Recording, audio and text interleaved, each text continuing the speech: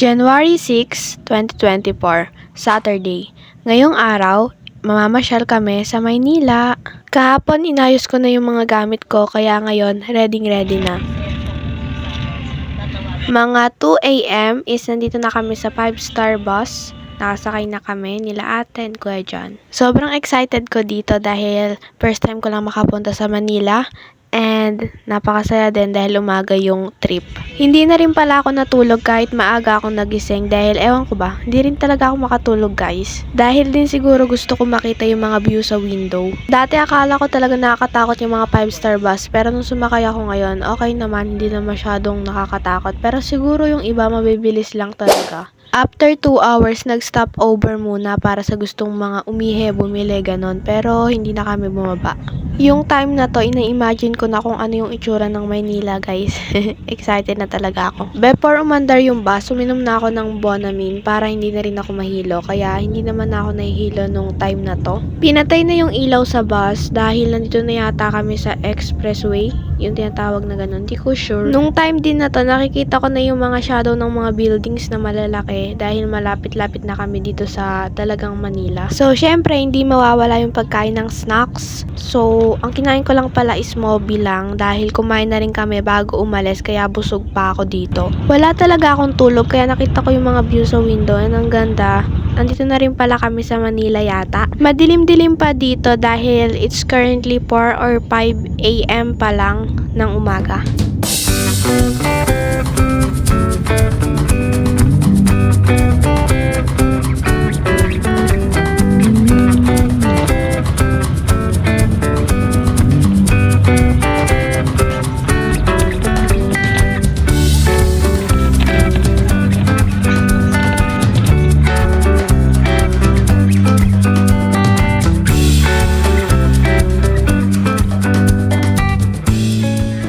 Do you remember guys, nung pumunta kami sa Bulacan last year sa Philippine Arena and now, nadaanan namin yung Philippine Arena. Ilang months lang yan guys, mag 1 year ago na rin yun, kaya sobrang bilis talaga.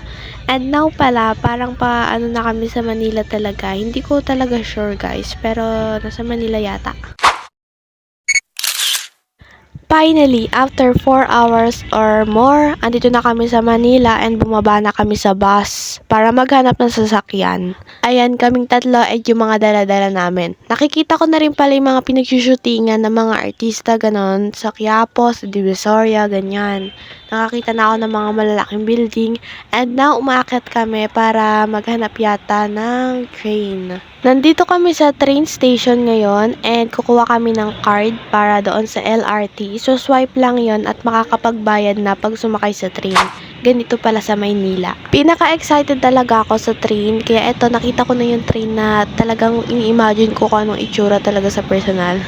Eto na guys, nandito kami sa EDSA, LRT. Madalas ko lang to dating mapanood sa balita tsaka sa TV. Tas ngayon, eto na ako guys, nakatayo sa harap ng train. Sa time na to, naghihintay lang kami ng sasakyan namin na train. At finally guys, ito na yung train na sasakyan namin.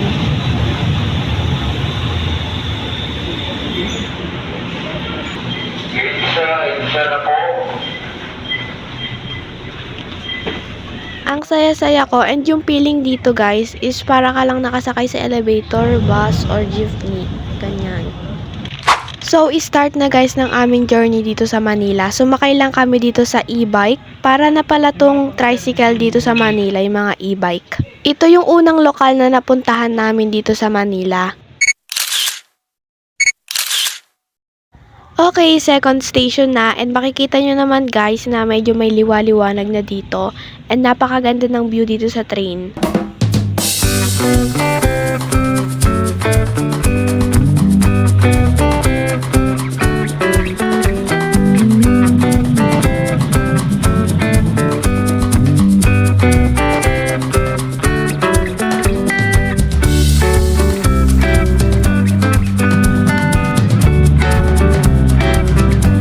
Ito na yung second lokal na napuntahan namin and tingnan nyo guys, sobrang laki, napakaganda ng lokal na to. Siyempre, hindi mawawala yung picture dahil minsan lang naman makapunta dito. Ayan guys, kung titignan nyo kung sa personal talaga, sobrang laki. Medyo hindi nasunod yung time sa list, pero okay lang dahil alam niyo naman dito sa Manila guys, traffic at iba yung time.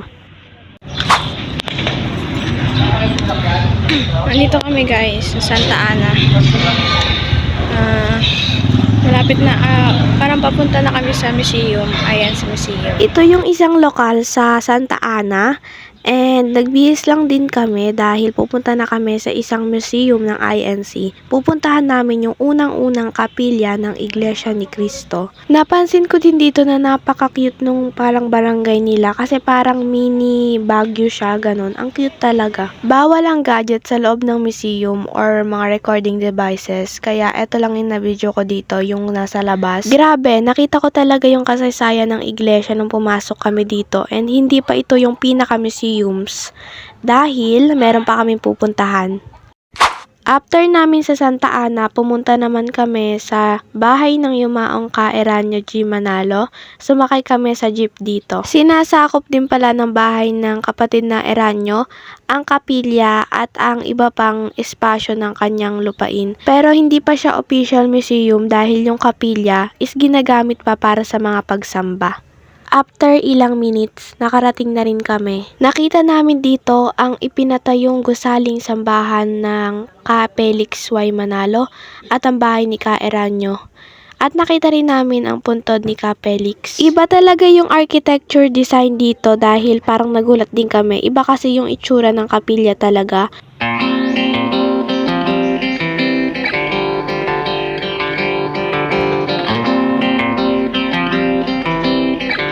And tapos na ang aming pamamasyal and tignan yung mga dala namin guys, talagang ang bibigat, nandyan yung mga pagkain and yung mga gamit namin. Guess what guys? Pupunta kami sa Luneta Park para doon mag-lunch. Matagal ko nang naririnig yung Rizal Park, Luneta Park and ngayon mapupuntahan ko na and doon pa kami kakain, di ba?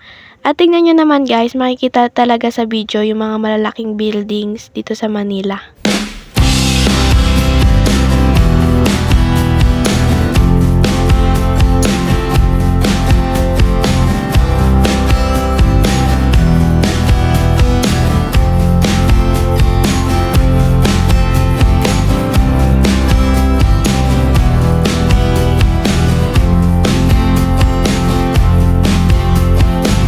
Hello guys!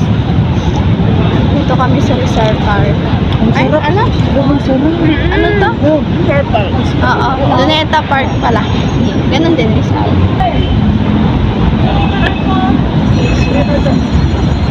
Cookies guys.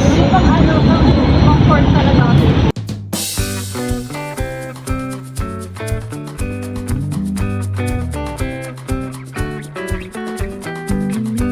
Tapos na kaming mag-lunch and ngayon nag-iimpake na kami dahil aalis na rin kami dito sa Luneta Park. Pupunta naman kami sa INC Museum. Bye-bye! You hold the phone.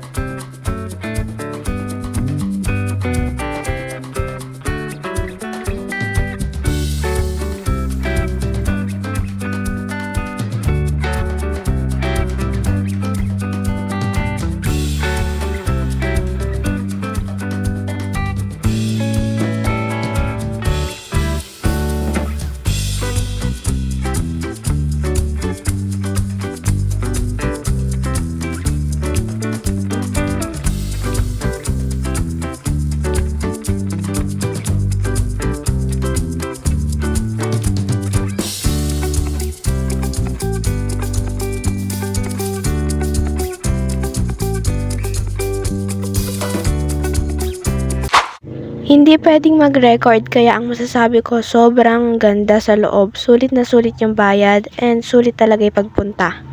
Hello guys! Nandito kami sa INC Museum. Di ako nakapag-video kasi bawal mag-video din sa loob. And nakapag-picture naman din kami. Ang saya! Grabe! Work it guys!